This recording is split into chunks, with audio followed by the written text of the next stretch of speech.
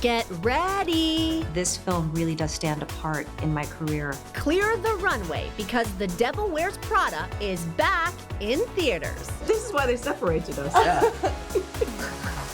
The style, That's so iconic. the surprises, Will we be replaced? the heart, What moved me time and time again was it does get me, was just understanding that people have taken this into their hearts. step inside the pop culture classic that leaves us head over heels with new twists and groundbreaking cameos we're gaga over. Amazing, brilliant, genius. It was a tricky proposition. And they looked up and they said, we're so embarrassed we didn't notice. I love my job, I love my job, I love my job, that I get to sit here. It was the best thing ever. Reporting from Runway HQ in New York, this is Etalk All Access, The Devil Wears Prada 2.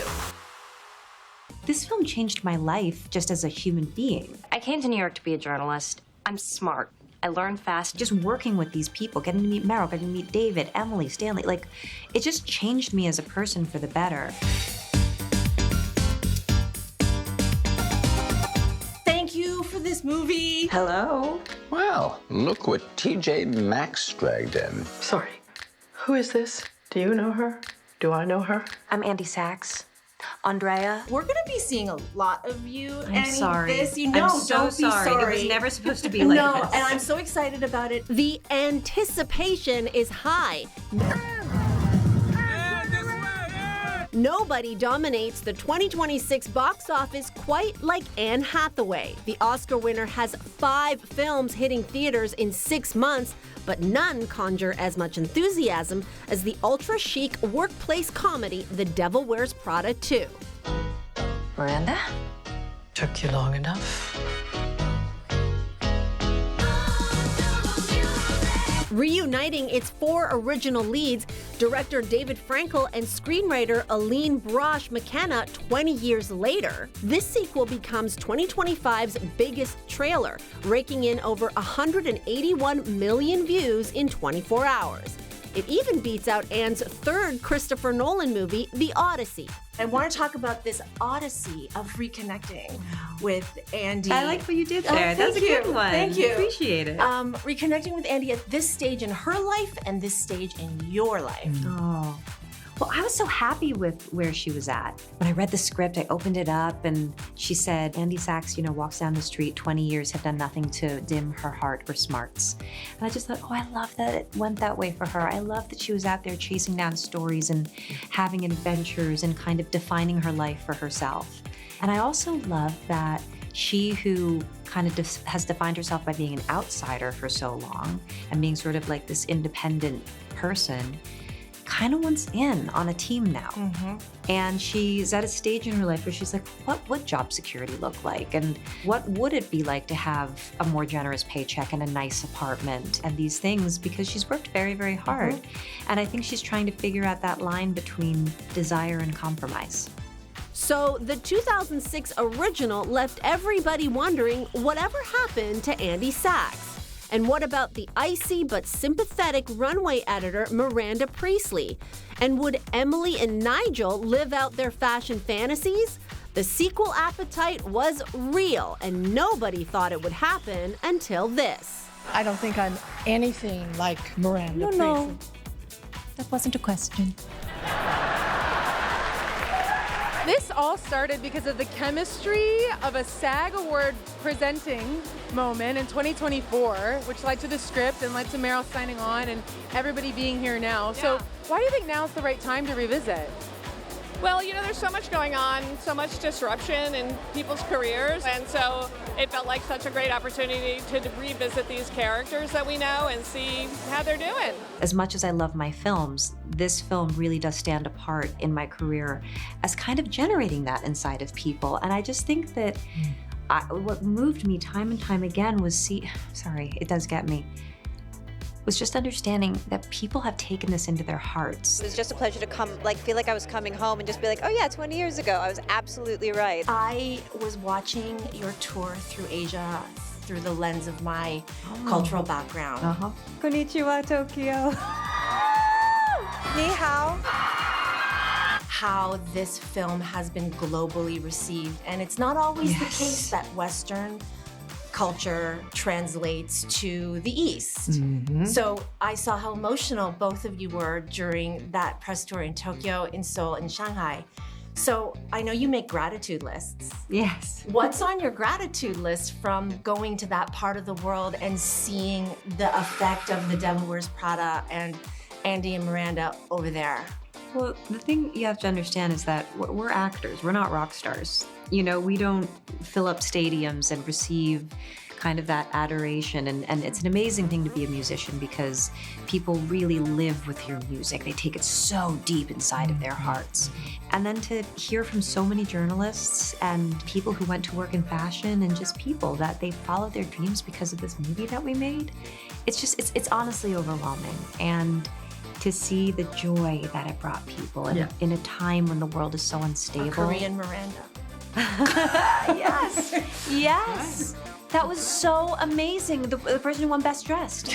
Yeah.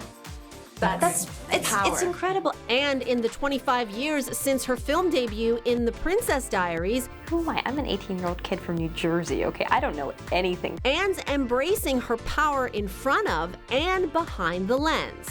Sometimes I succeed and sometimes I don't. But I keep trying. I find gratitude much more present, and that seems to be drawing good things.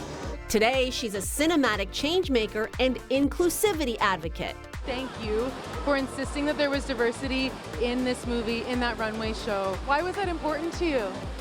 Well, because I had seen that there were a lot of traditionally sized models in our movie, and I just know that this movie is for everyone. And we also know in the last few years that the fashion industry can take a more inclusive approach to beauty standards, and I think that we're all kind of happier when it's like that, when everybody feels included. So I just went up to the producers and said, hey, do you think that we could? And they looked up and they said, we're so embarrassed we didn't notice. And of course, and within like 2 hours, suddenly there were more girls there, and it just made me happy.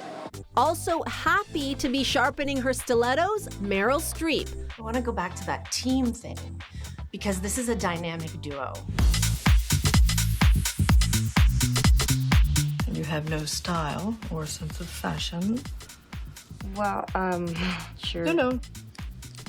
That wasn't a question.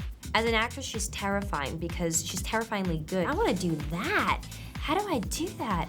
God, it's my line. I'd love to ask you, Meryl, about what this relationship between these two characters and you two has reaffirmed for you about creative mentorship and menteeship. I don't know if it has. What I learned about Miranda was what I learned about how it must be for indisputed leaders in their field to feel their primacy shaken, to feel something is shifting and they actually don't know how to fix it, and to imagine someone that she regarded as just a young girl on her way to something great, to see this person come back into her life and to actually have to see her and credit her and take on her help. I hope that's not what you're wearing to the dinner. That's all. Leadership is a heavy crown, and for 20 years, Meryl Streep's frosty portrayal of runway magazine helmer Miranda Priestley fuels fervent speculation about whether her turn is indeed inspired by Vogue's global editorial director, Anna Wintour. Meryl's portrayal is not based on Anna. And while Lauren Weisberger's 2003 novel draws on her history as Anna's one-time assistant, Anna herself spends years leaning away from her reported movie counterpart, only to warm to this comparison in recent times. And in March, she playfully skewers her reputation by presenting at the Oscars with Andy. And Anna also has us seeing double with Miranda on the May cover of Vogue.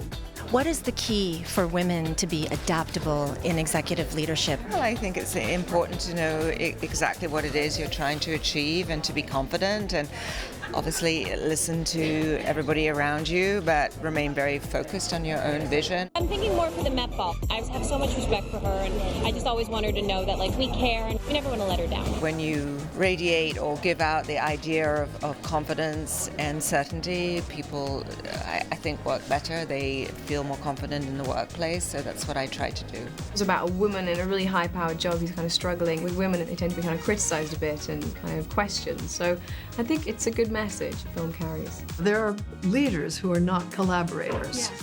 There are visionaries who are not necessarily reachable. It was a tricky proposition, and I do feel that at the end it's still unresolved. I'm not sure where it's all going, but they land in a happy place. I'm going to make something of this job. You could write a book.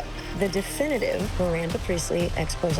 Expose or not, we're eager to see Stanley Tucci and Emily Blunt reprise their couture-clad comic commentary as Nigel and Emily. I love my job, I love my job, I love my job, that I get to sit here across from you. I love my job. I love my job. I love my job. Love my job. You said that the first film changed your life, and now there are Blunt Tucci family holidays. It's true. So now that you're working together on this film with the added familiarity, was it fun to have this frosty respect that exists between these two characters now? I mean, I would do any scene with Stanley just to be around my brother-in-law in that way, because we just make each other laugh too much. I mean, I think it's why they separated us, That's why we don't have more to do together. Because they were like, we will still be shooting if we're doing that. But I loved it. Separated on set, but linked as family, in 2010, it's at Emily and John Krasinski's wedding when Stanley reconnects with Emily's older sister,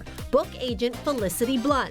In 2012, the two tie the knot, and these in-laws become red carpet mainstays. After my first take, Stanley just fell over laughing, and he goes, "You are shameless." Like that. It was very difficult to He knows me too well now. Yeah. You're much more confident. Kept those eyebrows though, didn't you? Emily is now a Dior VIP, and Nigel remains Miranda's #2 at Runway. What is it, do you think, about Nigel? Because he is beloved. I mean, he's in our hearts. He's very even-keeled, which I am not. And You give the illusion of that. But I know that's not true. But you do give a good illusion of even-keeled. Yeah, I do. Yeah. Oh, yeah. Okay, now Chanel, you're in desperate need of Chanel. Are you wearing the Chanel boots? Yeah, I am. You know, he's very smart. He's really caustic. He has no problem making comments about lots of things. But he has an enormous heart. Yeah. I need constructive feedback. And a lollipop? Or just feedback? And I would rather take a caustic, sort of moody old bastard who is deeply good than someone who's nice. Yeah. Nice. No. It's boring, isn't it? Nice is boring. Yeah. Sense. We're not nice. No. We're not remotely nice. I am pretty caustic, but I'm gonna be nice to you. Okay. Kind of related. There's this one line I really love that Emily says in the movie where she says to Andy, "Stop being so gooey." Yes. Oh my God, just hide a feeling for once. I want to talk about you and Annie and gooiness. Who's gooier? Are you gooey in secret? I feel like Hath is gooier than me, right? Yeah, you mean in real life? Yeah. Yeah, probably. You're warm. Warm. You are. Warm. I just love the word gooey. If I can put gooey in any sentence, I will. Gooey is a good word. I can So sorry. This was the other thing. I was like, do you know what word I hate is the word soiled. The word soiled is It's a terrible word. Or the word moist. I was gonna, once you said soiled, I thought moist. I also and- hate the word wipe. Oh. Or wipes. Hate. This is what we talk about on set. This is why they separated us. There's something about this movie that unlocks people's creativity. Have you ever seen The Devil Wears Prada, obviously? Coat! Michael just rented The Devil Wears Prada. The Devil Wears Prada was sick. You're not taking these boys to see The Devil Wears Prada. Oh, God, I love that movie. We've seen people dress as Miranda. That's all.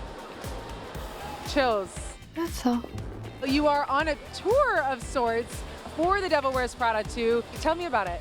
Yeah, I'm kind of bopping all over the place doing my Miranda Priestley number. I've been doing this number for 3 years, solid, and everyone loves it. And now that the new movies come out, it just breathes new life into it. We've been given cookies. We've, seen fashion inspired by it. We've seen art. And it's just the way that people bring their creativity to the fandom of this movie is also just amazing. But it's also about creativity. It's about human creativity. And we're at a moment where the inhuman is looming. It's like all around us. Will we be replaced? And in what ways can AI come in and sort of detonate every single industry and the human? And we are this and the dedication of Miranda and all these people to this enterprise which celebrates beauty. I mean, we shot in the chapel where the Last Supper was, talking about betrayal and all the compromises you make in order to try to make this larger goal work. And that I thought was resonant, and I thought it's a beautiful moment to bring this forward, this kind of movie, in dedication to human creativity. It's something that's so iconic. So you kind of dropped into this world that's been existing for the last 20 years. It's endlessly quotable. They're showing a lot of florals right now, so I was thinking I could do a shoot. For spring. Groundbreaking. And a chic cinematic classic. Refreshing and familiar, The Devil Wears Prada 2 mines power and office politics for laughs, while focusing on billionaire movie exes Lucy Liu and Justin Theroux. He's kind of like an idiot billionaire. She's pretty fierce, and she doesn't take any prisoners. Every day was memorable because I'm working with some good friends. Longtime real-life pals Justin and Emily Blunt play lovers and reunite 10 years after The Girl on the Train. Oh my God, what luck, because it never really times out, things like that. But like Madonna and Alanis Morissette before them, it's Doechii, SZA, Dua Lipa, and Lady Gaga who command our attention for the film's soundtrack and turn the dance floor into a runway. We're excited to show you what we've been up to. Doechii is just an amazing, amazing, brilliant, genius artist. Lady Gaga has 3 songs on the soundtrack. She was spotted on set. How does it feel to share a moment with Mother Monster herself?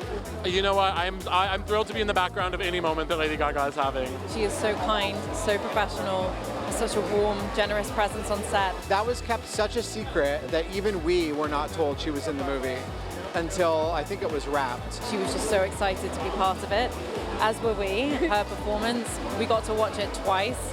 No phones allowed, of course, and yeah, I had goosebumps. All the cast were hungry to make it better than the original. Annie and Emily were 22 years old when we made the first movie, and it's just a new generation is part of this world. They weren't just doing it to sort of squeeze the lemon of the original interest and everything. The cerulean monologue, I think, changed a lot of people's perspective on fashion, certainly mine. It's sort of comical how you think that you've made a choice that exempts you from the fashion industry when in fact you're wearing a sweater that was selected for you by the people in this room from a pile of stuff. And they realize, oh, there's excellence all around. I think it's really a movie about, to me, excellence.